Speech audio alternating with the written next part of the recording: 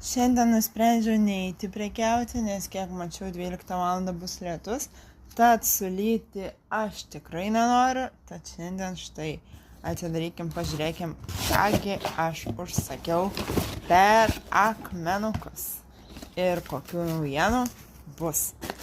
Taigi, jau matau gražiausius, labiausiai laukiau. Žiūrėkit, katės akis. Vau, koks grožis. Ir labai laukiau vieno magnezito. Pabandykim ištraukti, parodyti. Štai va šitų įdomesnių tokių variantų. Laukiau ir manęs prašė sukurti stambių akmenukų apyrankės. Tad štai, pažiūrėkit kokio dydžio. Čia 12, man atrodo, milimetrų. Jo.